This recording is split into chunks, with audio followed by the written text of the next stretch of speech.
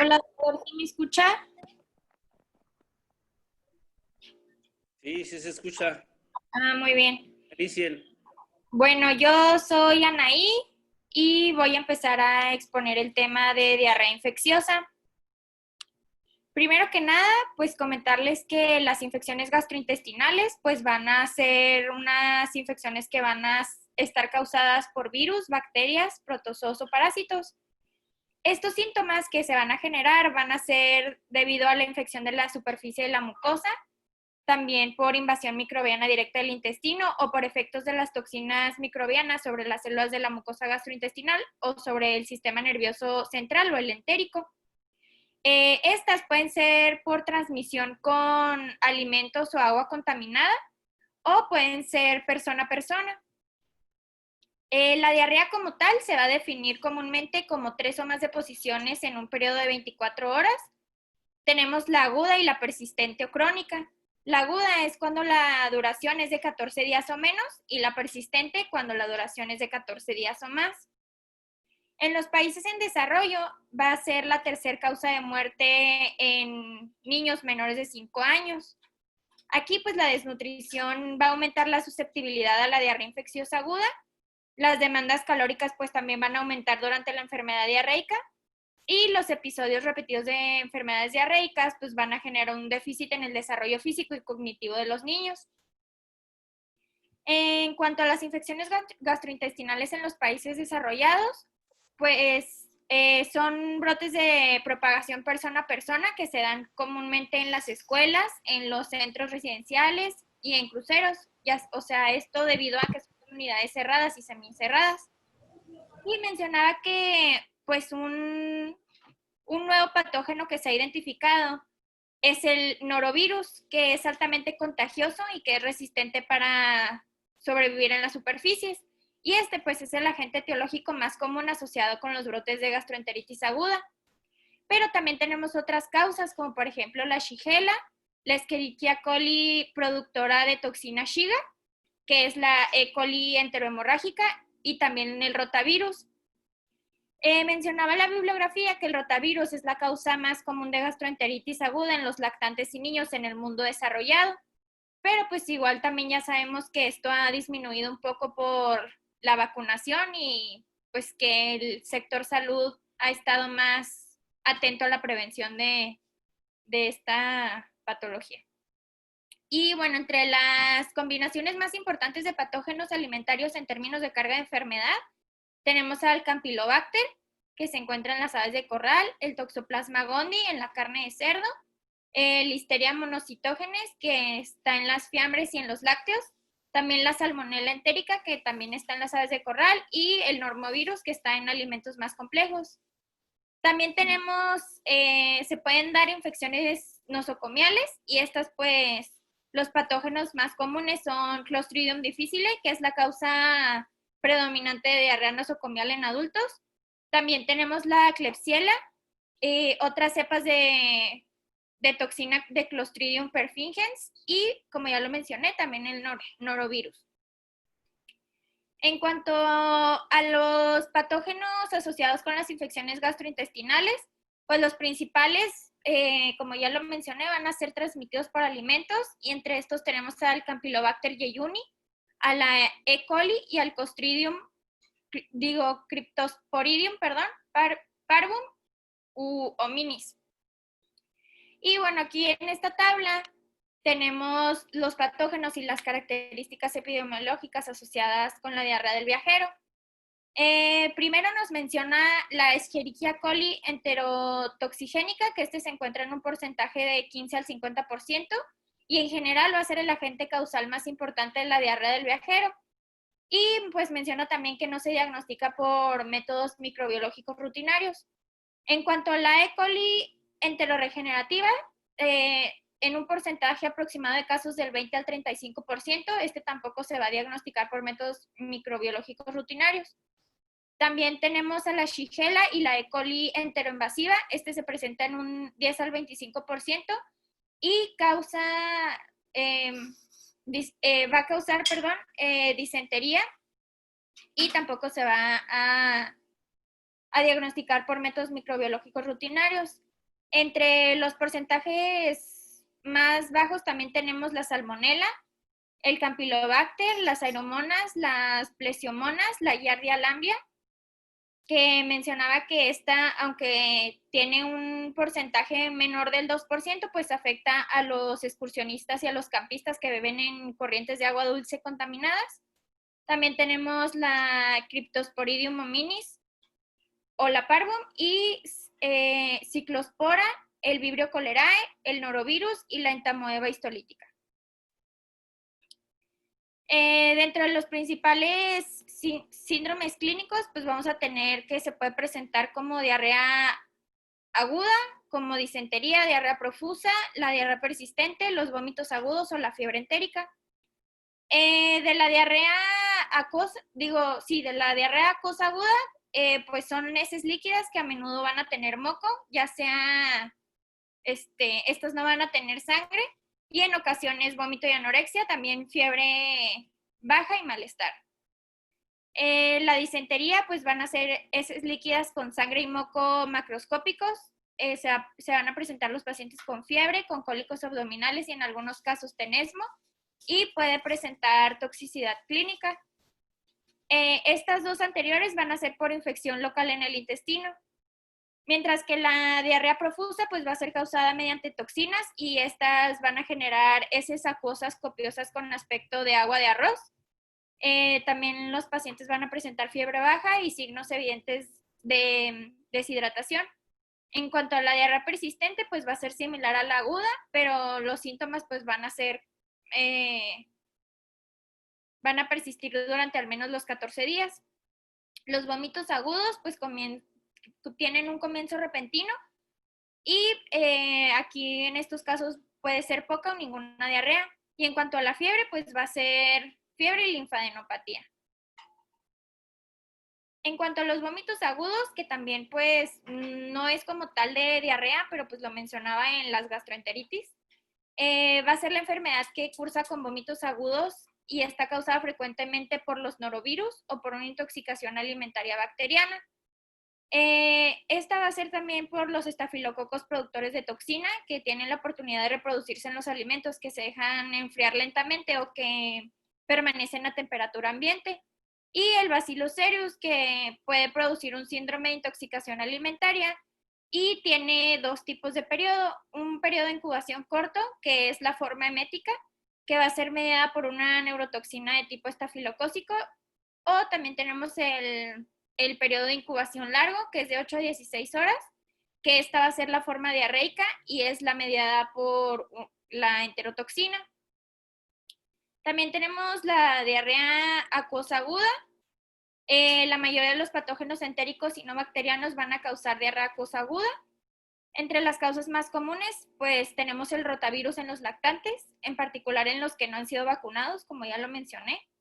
También la ESET en niños mayores y adultos. El norovirus es ahora la causa más común de enfermedad gastrointestinal aguda, tanto en los niños como en los adultos. También tenemos el adenovirus entérico 40 y 41, que mencionaba que pueden causar diarrea acuosa en niños menores de 5 años. También el Vibrio cholerae, que se debe considerar cuando la diarrea es profusa, y es característico el aspecto de agua de arroz. Y también hay que pensar en esto cuando tenemos niños mayores y adultos que fallecen por un tipo de diarrea acuosa. También tenemos a la enterotoxina de la Clostridium perfringens, que causa cólicos abdominales de intensidad moderada, diarrea acuosa. Y pues aquí las esporas resistentes al calor pueden sobrevivir en la carne, en las aves o en las legumbres que son inadecuadamente cocidos. Entonces, por eso nos hacen mucho hincapié de que hay que cocinar bien los alimentos para no adquirir estos patógenos. En cuanto a la diarrea invasiva, pues tenemos que esta tiene presencia de sangre o moco en las heces y pues a esta se le llama disentería. Frecuentemente es el resultado de la inflamación del intestino delgado, del colon, en respuesta a una infección bacteriana invasiva. y se pueden detectar leucocitos fecales por microscopía directa. Y también la fiebre pues suele acompañar a este tipo de diarrea. Entre las principales causas de diarrea con sangre vamos a tener a la Shigella. Este me parece que es, ya no supe si es Clostridium, pero al Ceyeyuni, la Salmonella notifoidea y la X. Es Campylobacter, ¿no? Campylobacter jejuni, sí, cierto, perdón. Y entre otros, pues tenemos a las aeromonas, a las plesiomonas, a los vibrios no coléricos, a la Yersinia enterocolítica y a la entamoeba histolítica, pero estos pues en un porcentaje menor. Y mencionaba también sobre el síndrome hemolítico urémico, que va a estar caracterizado por insuficiencia renal aguda, anemia microangiopática y trombocitopenia, y puede resultar de la infección por EX o por se me fue el patógeno, pero disentería de serotipo 1. Y aquí la tasa de mortalidad es del 3 al 5% y es la principal causa de insuficiencia renal en la infancia. También tenemos a la diarrea persistente, que como ya lo mencioné, va a durar más de 2 semanas y se va a asociar a la infección por E. coli enteroagregativa o a infecciones parasitarias como Pseudomonas también por la Cystoisospora belli o por C. cayetanensis. La diarrea, ¿perdón? Ok.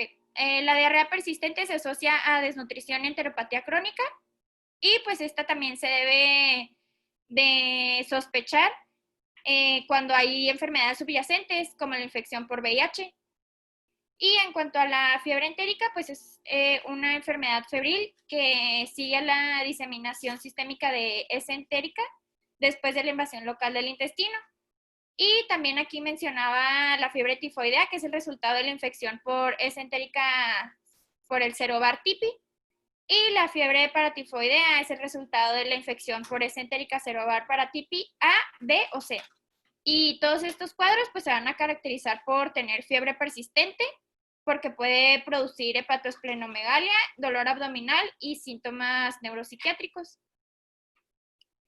También tenemos algunas complicaciones de la infección entérica aguda. El 5 al 10% de los niños menores de 15 años van a estar hospitalizados por una infección por Shigella y estos van a sufrir convulsiones. La artritis reactiva postinfecciosa también ha sido vista en un pequeño porcentaje de pacientes después de una infección por Campylobacter, por Shigella flexneri, Salmonella notifoidea, por Yersinia y en otras ocasiones por X.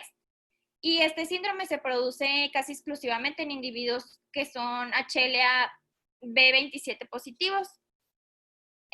Otro ejemplo, pues, que mencionaba también ahí como complicación, pues va a ser en las personas con Guillain-Barré, visto después de la infección por Ceyeyuni como resultado de los anticuerpos de la reacción cruzada con el gangliósido GM1 o con GQ1B. Y pues aquí estas son las complicaciones con mayor porcentaje, pues bacteremia, las convulsiones, la diarrea crónica, síndrome intestino irritable, la artritis reactiva, el síndrome hemolítico urémico y el síndrome de Guillain-Barré. Bueno, seguimos con lo que va a ser el diagnóstico de la diarrea. Dale, porfis. Entonces dice que lo principal para el diagnóstico pues es centrarnos en lo que es la historia clínica, que es el primer paso para la evaluación. Entonces que se debe revisar pues qué duración tienen los síntomas, qué frecuencia tiene la diarrea, las características de las heces, pues ver el color, qué cantidad y todo, y pues algún síntoma asociado como fiebre o malestar general. Y pues que también es importante revisar la evidencia de presión del volumen extracelular para pues revisar el nivel de hidratación del paciente. Entonces que se tiene que observar si llega a presentar orina de color amarillo, oscuro o poca orina, si tiene disminución de la turgencia de la piel o si llega a presentar hipotensión ortostática. Siguiente. Entonces, también en la historia clínica, pues hay que revisar si el paciente ha tenido algún viaje reciente, si hay que revisar qué productos específicos de la dieta ha consumido en esos días, si ha tenido alguna exposición a animales, si ha tomado un medicamento recientemente o qué medicamentos toma en ese momento, Y también si tiene alguna enfermedad subyacente, como pues si padecen, si tiene inmunosupresión el paciente. Y pues lo mismo que revisar si tiene sangrado o no en las heces. Siguiente. Dice que es importante saber las características porque además de que nos dice qué gravedad tiene esta diarrea, algunos detalles de la frecuencia y de la cantidad y cómo son las heces, pues nos da un indicio de dónde se está originando la diarrea y pues a qué patógeno se puede asociar.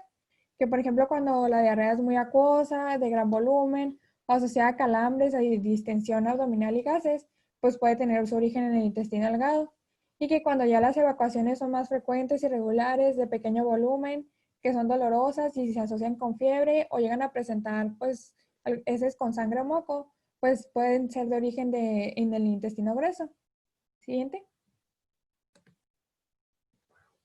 Y pues también que los síndromes que comienzan con la diarrea, pero después llegan a progresar a lo que es fiebre o alguna molestia sistémica como dolor de cabeza, dolor muscular, pues pueden tener otras etiologías como lo que es la enfermedad tifoidea, sobre todo en las personas que viajaron, y alguna infección por listeria monocitógenes cuando el paciente además presenta rigidez en el cuello o es una mujer, pues una paciente que está embarazada. Siguiente. También que de los alimentos, pues que hay alimentos como, pues que se relacionan más con la diarrea, como son los productos lácteos, no pasteurizados, la carne o el pescado, pues que, que están crudos o no se cocinaron de forma correcta. Entonces, pues que es difícil conocer con exactitud qué alimento fue el que causó la diarrea, pero pues que sí nos puede tener cierta relación y que también según el tiempo de aparición podemos determinar qué patógeno puede ser el sospechoso. Entonces, es que cuando ocurre dentro de 6 horas, pues sugiere que es una ingestión por una toxina preformada. Entonces, es que se relaciona con Staphylococcus aureus o Bacillus cereus. Cuando ocurre a las 8 a 16 horas, pues sugiere una infección por Clostridium perfringens. Y que cuando ya es por más de 16 horas, pues sugiere una infección viral o bacteriana, alguna contaminación por algún alimento con una enterotoxina. Siguiente. De las exposiciones, pues nos menciona sobre todo, como dijo ahorita Anaí, las aves de corral, también las tortugas o pues que se va a algún zoológico de mascotas, que pues también se relaciona con, se asocia con una infección por salmonela. Los viajes, sobre todo a lugares de recursos limitados, pues que se asocia con diarreas bacterianas o infecciones parasitarias. Y en las guarderías, que se ha asociado por infecciones por Shigella, Cryptosporidium y Giardia y también que se ha relacionado con infecciones por rotavirus, pero por lo mismo de la inmunización, pues ha disminuido pues esas infecciones. Siguiente. Del historial médico, pues también que es importante revisar si hay uso reciente de antibióticos, porque pues es un indicio de una infección por Clostridium difficile. También que hay que revisar otros medicamentos como los inhibidores de la bomba de protones, porque estos pues aumentan el riesgo de una diarrea infecciosa. Y pues que también hay que revisar el historial completo del paciente para ver pues si es un paciente que se encuentra inmunodeprimido o pues también para identificar si es una paciente embarazada, porque ya vimos pues que se relaciona con el riesgo de que presente listeria. También que en pacientes que padecen cirrosis se han asociado con vibrio y en pacientes con alguna hemocromatosis se ha asociado con Yersinia. Siguiente. De la exploración física, pues que nos debemos concentrar en lo que son los signos vitales, revisar si tiene fiebre o la hipotensión ortostática que mencionamos ahorita, revisar el estado de hidratación del paciente, ver si cuando se le realiza la palpación abdominal tiene dolor, alguna complicación afuera del tracto gastrointestinal y también si tiene alguna situación neurológica. Siguiente.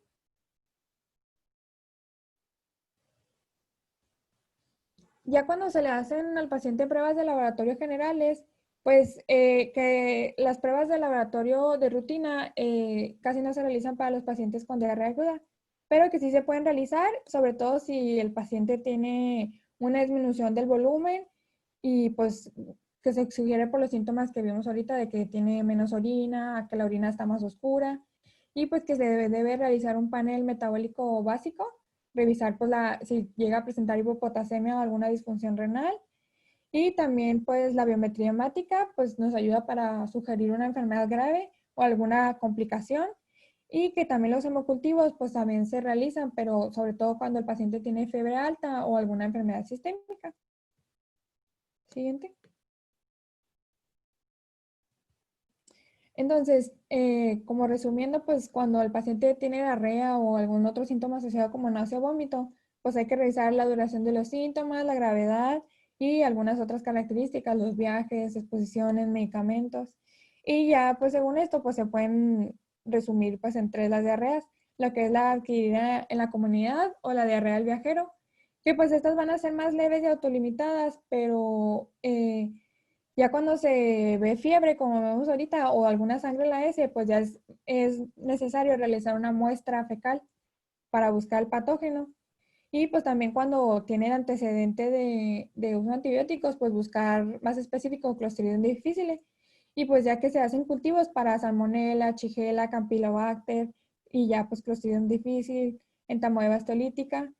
Y pues que en la diarrea acuosa pues se deben de tratar los síntomas sin realizar otras pruebas, a no ser de que ya tenga una enfermedad grave o pues sea por un brote como cólera.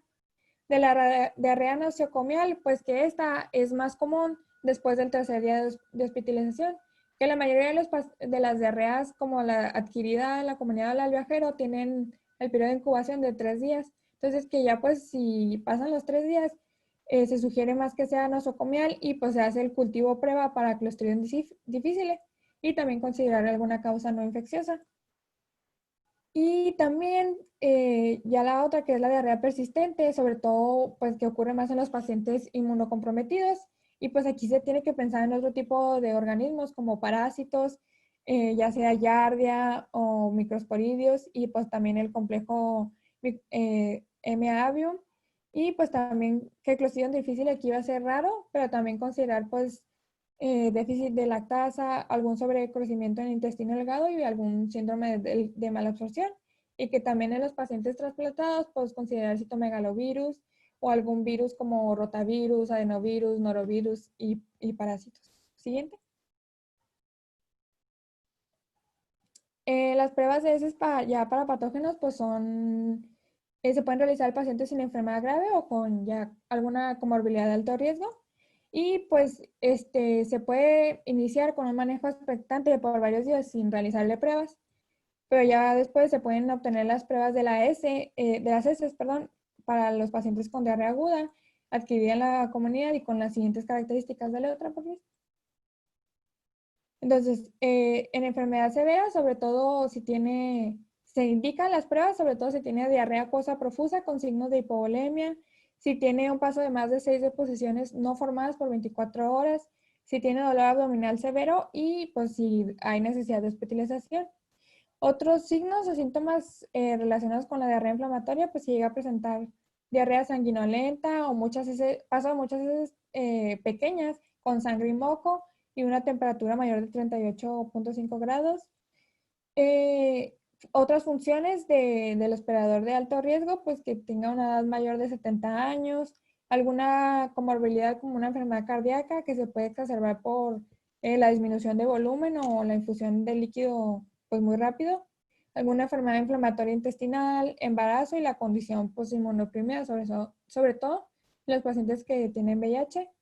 Y si los síntomas persisten por más de una semana, pues también se les deben de realizar pruebas. Y también en problemas de salud pública como enfermedades diarreicas en manipuladores de alimentos o trabajadores de salud, individuos que trabajan en guarderías, se les sugiere que se les realicen las pruebas. Siguiente. Para la toma de muestras, pues se recomienda la deposición blanda, que es la muestra de elección para la prueba de laboratorio, y que en los niños tiende a ser suficiente una muestra y que algunas veces en los adultos también es suficiente una muestra, pero se puede llegar a requerir una segunda muestra para ciertos pacientes. Y pues que en un cultivo de heces de rutina se suele identificar los más comunes, pues van a ser el Salmonella, Campylobacter y Shigella. Siguiente.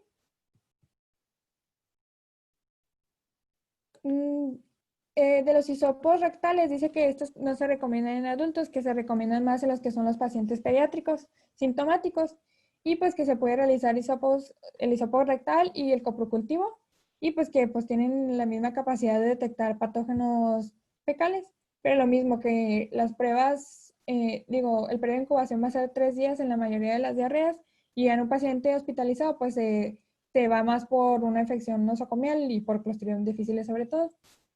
Siguiente. Y ya pues que algunos laboratorios pues sí tienen acceso a otras pruebas como son los paneles moleculares multipatógenos. Y pues aquí pues se pueden detectar varios patógenos y aquí estas se van a hacer con muestras de heces diarreicas o incluso con un frotis rectal. Y que si la muestra da positivo pues se debe enviar para cultivo de confirmación.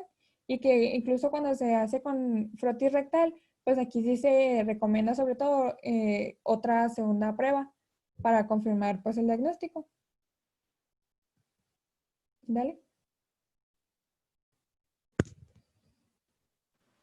Y bueno, ahora vamos a ver el tratamiento de las enfermedades diarreicas. Bueno, la cuestión más importante del tratamiento es la rehidratación. Se prefiere que sea por vía oral y con soluciones que contengan agua, sal y azúcar.